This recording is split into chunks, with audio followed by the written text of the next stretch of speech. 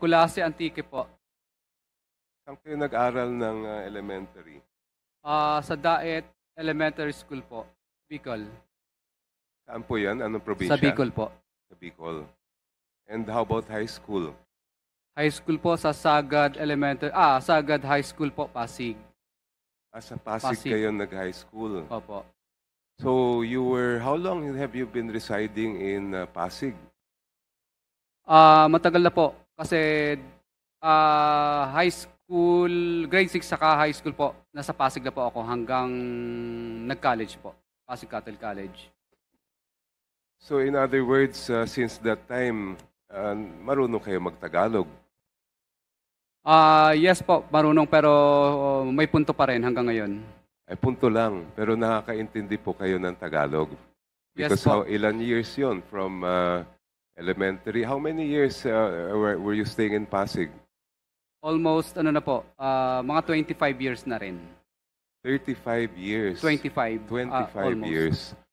So yung nabanggit nyo kanina na Bisaya kayo, hindi nyo naintindihan yung Tagalog, ay 25 years na po kayo andito.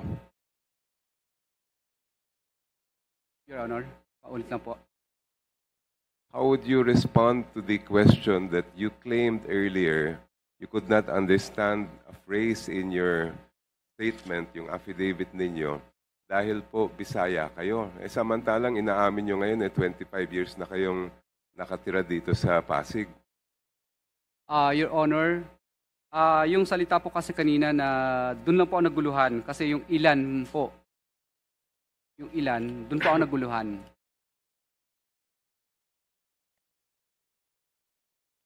Meron din po kayong nabanggit in your statement. I quote, kadalasan po ang natitira na lang sa amin pag minalas-malas, lugi. Kung swerte naman, minsan 2 to 3%. Pag sinuwerte, 5%. 3 to 5% na lang ang natitira, minsan lugi pa. Your statement refers to your business insofar as flood control projects are concerned. Isn't that right? Yung nilabas ko po na computation is ano po yun? Assuming po yun. Kadalasan po nangyayari po sa amin yung mga ganun po. May lugi talaga sa negosyo. May malit akita. Minsan kumikita po ng maabot po ng mga minsan 3, minsan pag maganda-ganda yung hindi masyadong malayo ang location, minsan umaabot din naman po ng 5 or 10. Ano yung biggest percentage na kinikita ninyo sa mga project na ganyan? Common po is nasa 15% talaga. Opo, 15 or minsan 12%. So hindi lang naman 2 to 5 lang ang kinikita ninyo? Yes po, Your Honor. Yeah, I am in a quandary kasi kung sinasabi nga ninyong ganun lang kaliit at kung minsan ay lugi pa kayo, may nakita po akong video na in-interview kayo mag-asawa. Tinanong po kayo ng nag-interview sa inyo, ilan bang net worth ninyo?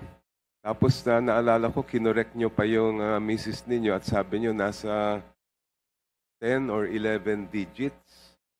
Binilang ko po yung 10 digits to 11 digits ay billions po yon. Do you remember that interview? Yes, Your Honor. Kaya lang pinalabas pa rin nila kahit kinorek ko po yung misis ko. Ano yung kinorek? Ano yung sinabi mo number? Kasi hindi naman po ganun kalaki talaga. Ano sinabi ng misis ninyo? Kaya lang pinilay pa rin po ng show po. Pinilay pa rin po. Pero, please answer my question, sir. What was the answer of your wife when she was asked how much is your net worth? Parang nagkamali po siya. Hindi. Ang tanong ko lang, ano po ang sinagot ng asawa ninyo? I'm not asking kung sinasabi mali o hindi. Hindi na po siya sumagot kasi syempre po baka po mapahiya din siya sa show. At ano daw yung sinabi niyo? Sinabi ko hindi naman ganyan kalaki. You're telling us that neither you nor your wife ever said the number 10 or 11 digits ang inyong net worth? Yung profit po ba yan o yung kabuuan? Yung ari-arian po ninyo. Yes, umaabot naman po kung isasama po yung iba pang properties. So umaabot sa, ano yung billions po? Ano po, kasama po yung ano doon, yung properties po. Yes, billions po yun in pesos. So how do you reconcile the fact that you're telling us in your affidavit 2 to 5% lang ang kinikita ninyo, kuminsan lugi pa, pero ang inyong ari-arian ay umaabot na sa bilyones na pesos? Your Honor, 23 years po naming pinagsama-sama pong income po yun. Hindi po siya nangyari po ng year lang po na yun. Mahabang panahon po, 23 years po, Your Honor. Ngayon, nagsimula po kayo mag-flood control projects sa 2016. Tama po ba yun? Your Honor, hindi po. Nagkaroon na po kami ng paunti-unting flood control. Panahon pa po ng President Gloria Arroyo pa po. Saka panahon pa po ni President Pinoy po. Paunti-unti.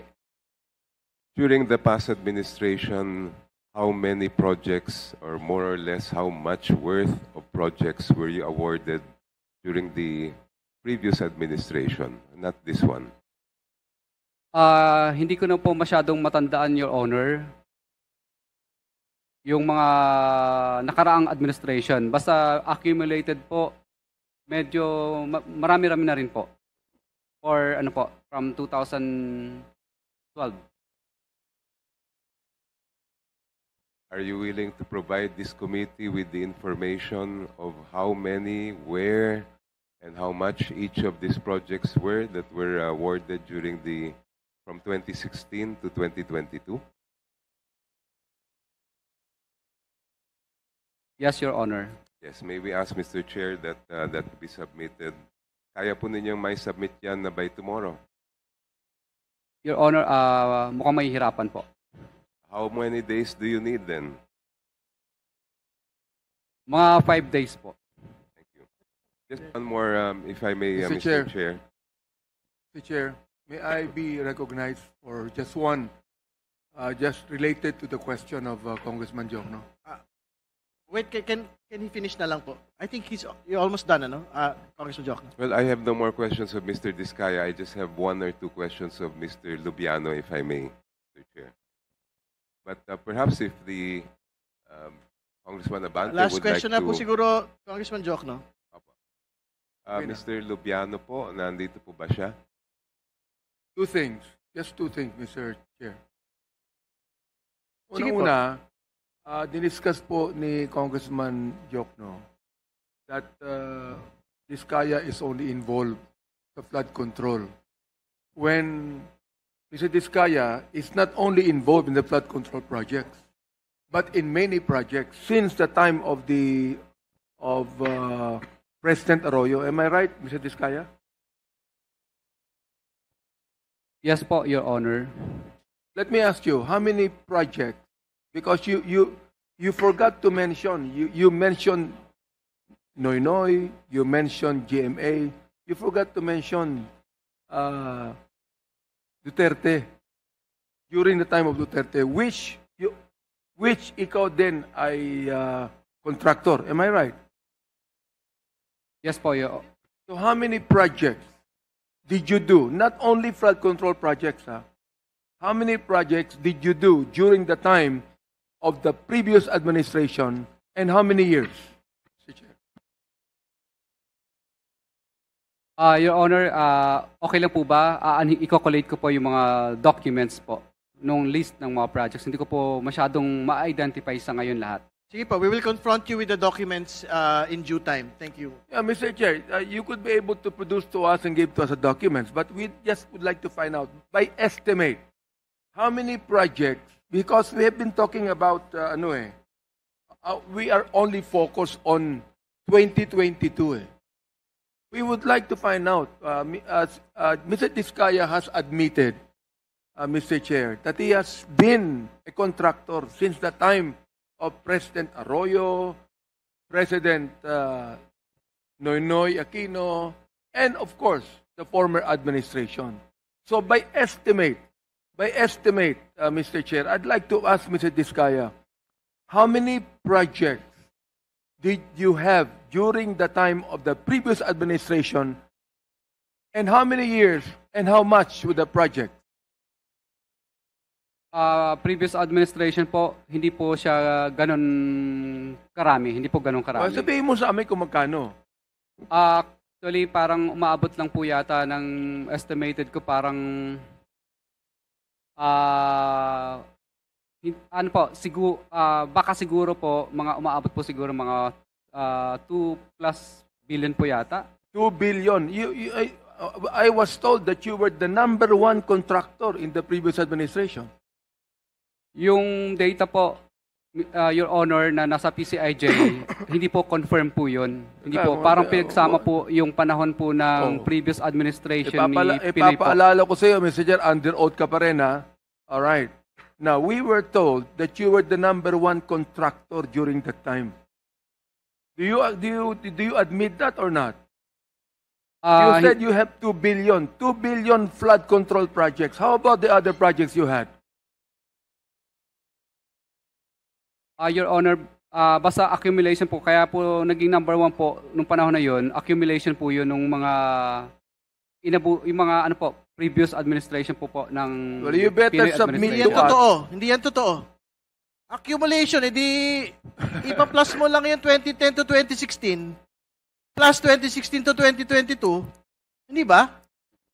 Ang pinag-usapan dito 2016 to 2022 eh. Oo. Magkaibang total yun eh. Sa dami mo ng pera, hindi ka marunong mag-arithmetic. Pwede ba yun? Huwag niyo kaming pinaglololoko dito ah. Mr. Diskaya, Okay, anyway. nakikinig po ba kayo? Sige po, we will confront Ang him. dami niyong sasakyan. Pinagmamalaki niyo mga sasakyan niyo. Okay. Sasabihin mo sa akin from 2016 to 2022, 2 billion lang ang project nyo, and that is only flood control projects. How about the other projects you had? Sige po. Your Honor, Excuse me, okay lang po excuse me. ba na Excuse me. magkaroon po muna ako ng para sigurado po ako sa data ko? Sige po. No, we will confront you with the data in due time, Mr. Diskaya. Sige Thank po. you for watching. Alright. Don't forget to like, share, and subscribe for the latest hot news of the press.